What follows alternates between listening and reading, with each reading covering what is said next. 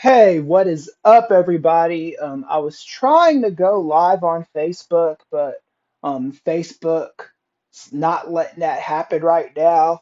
I'm a very politically charged person, so I think that's probably why Facebook is blocking me from going live so close after the election of a century. So I'm just making this video.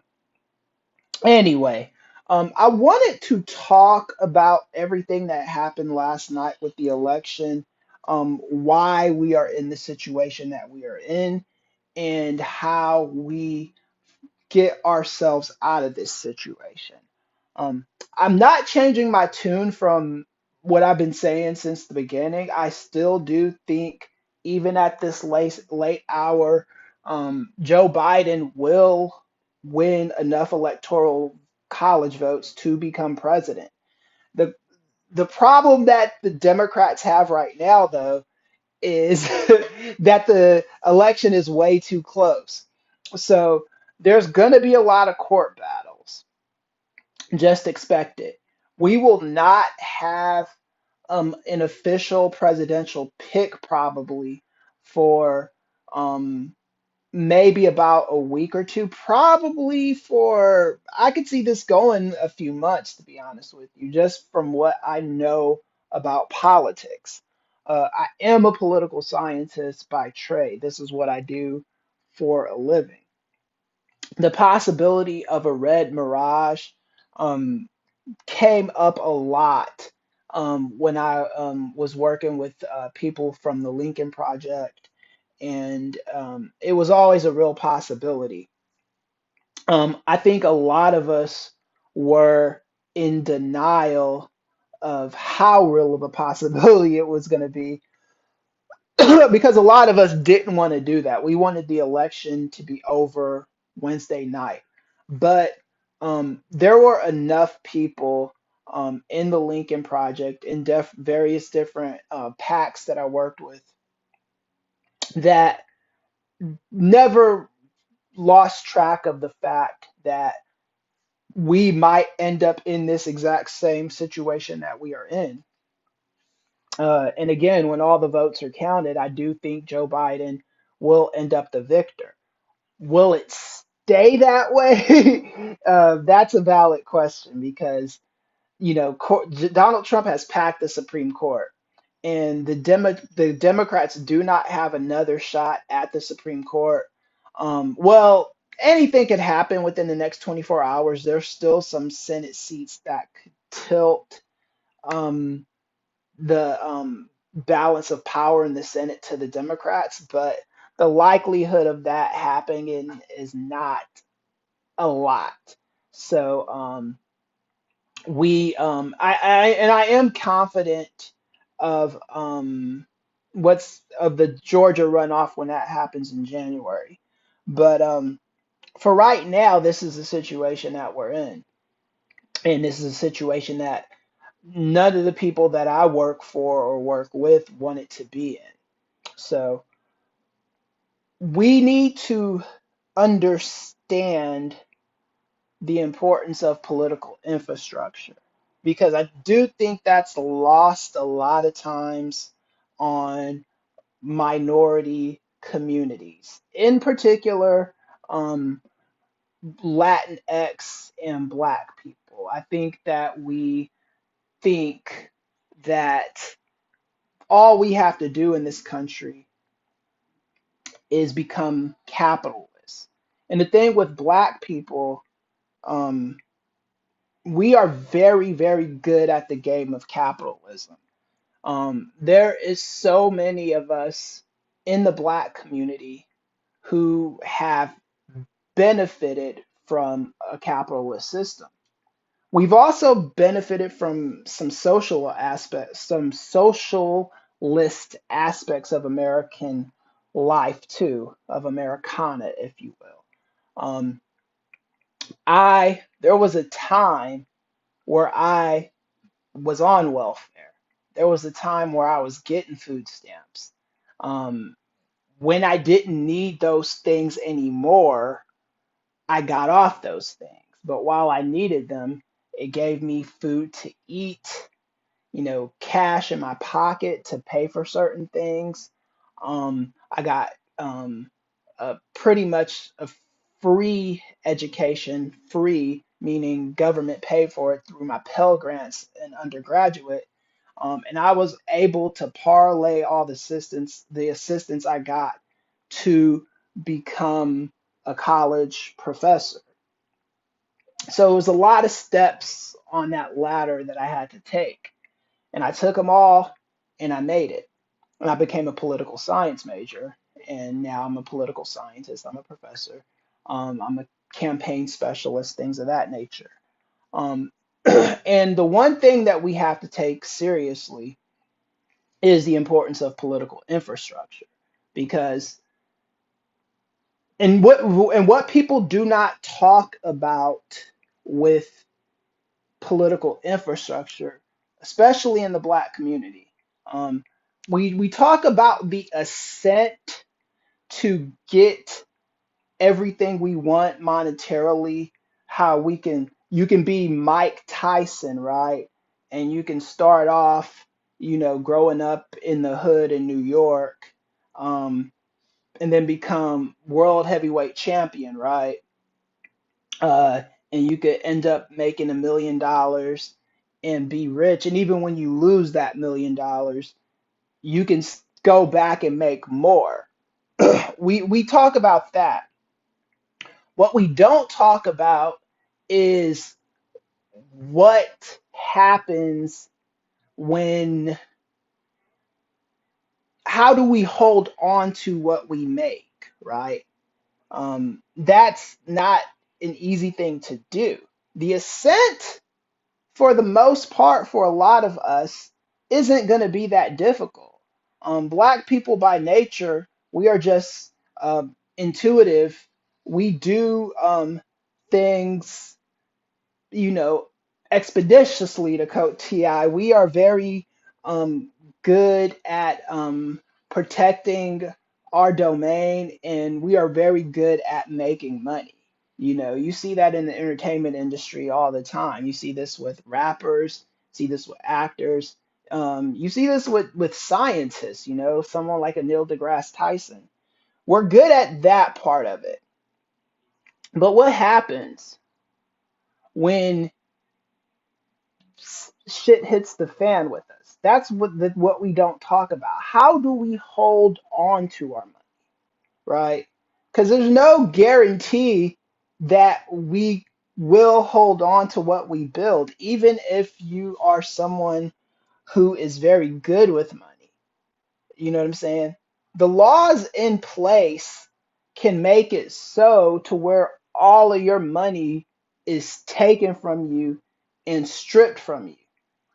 It might not be the most likely thing to happen, but it's always there, and it's always a possibility. And it's always a possibility that anything can happen to you, right? Look no further than Breonna Taylor. That girl, what's not talked about enough with Breonna Taylor is her beginnings and where she worked herself to. She comes from humble beginnings, and she was able to, what I don't know Breonna Taylor's life story, but I know that she was working as some kind of, in the medical field, I think as an EMT or something like that. That is a big deal, and it's not talked about enough. This was a working woman that did a job where she helped people, and a cop just came into her house, shot her dead, and guess what? That guy is never going to go to jail for it.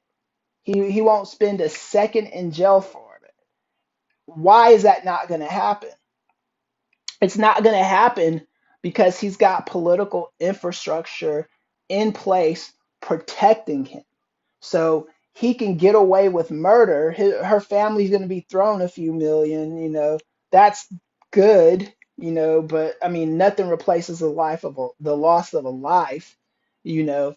But with one bullet, all that potential was killed. Like, who knows if Breonna Taylor would have stayed at EMT, would have become a head EMT, would have become a doctor, would have moved up in the medical ranks. You know what I'm saying? And all of that was taken away from her from being shot. And the most messed up part about her being shot is, besides her dying for no reason, is the fact that that officer that next morning was able to eat breakfast with his family, both of those officers. And now one of them just did an interview with Michael Strahan on Good Morning America, which I'm sure he got paid for very, very well. And the Attorney General, Daniel Cameron, protected this guy. If the right Attorney General was in office, that cop would have saw the inside of a jail cell. Understand this. And all of those things are connected through politics by electing these officials. Daniel Cameron is the guy that elected officials voted for, that no that that the population of Kentucky voted for that position. Make no mistake about it. He is the will of the people out there. And now Breonna Taylor's dead for no reason. So we've got to think about these things when we are voting. We do, because anybody can make money, anybody can build themselves up into something. I'm the textbook example of that. I benefited from socialist programs as well, but I also benefited from the capitalist system. Once I learned the game, I was able to work that and take advantage of it and become a professor on the verge of earning a doctorate later on in the year, a PhD. So I was able to play the game. Now, how am I going to hold on to everything? This when I talk about voting, what people often miss from me is I think that's the beginning of everything. I don't think voting solves every problem. I don't. I think you vote and then you've got to knock on these politicians' door and be like, okay, what are you going to do for me? What are you going to do for reelection? You're never going to hear a Republican say, let's hold our vote. That's just never, ever, ever going to happen. Republicans understand the game. They understand this is chess, not checkers. They understand if they wait around long enough, they will get power again. And too many minorities, too many people, not just minorities, but too many people think that this is all like a game and stuff, and it doesn't matter, and anybody can win, and blah, blah, blah. That shit ain't true. It does matter. You know what I'm saying? And even if there's subtle differences in a politician, those differences matter too. Even if the difference between Joe Biden and Donald Trump they might appear subtle, they aren't. You know what I'm saying? Not in the grand scheme of things. Not when it comes to just telling people to wear a mask versus not wear a mask. Like, this is where we are politically in this country. So in the future, what I plan on doing is I'm not using any notes for this video right now. I just kind of wanted to do something top of the dome. I wanted to go live and take questions, but I wasn't able to do that. But like, I'm gonna build a community of different public administrators and political scientists and people that know the field, mostly minorities, mostly black people, but every group is going to be welcome, because this point needs to be driven home. Because even if Biden wins, and I very much think he is going to win, We are still in a situation where Donald Trump controls the courts. This is not where we want to be, and this is not where we ever want to be again. So please take the process seriously.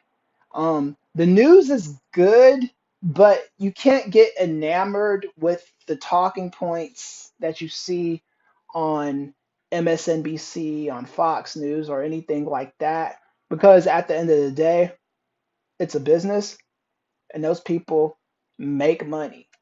MSNBC, I love MSNBC. They make a ton of money selling dreams to people. And we live in reality. We can't live off of dreams. We have to live on what's actually going on right in front of our motherfucking faces. It's really that simple. So, anyway, the fight wages on. This is not over. We will emerge from this. We will emerge from this better, but we have to take the process seriously. Take the process seriously. Ely out. Peace.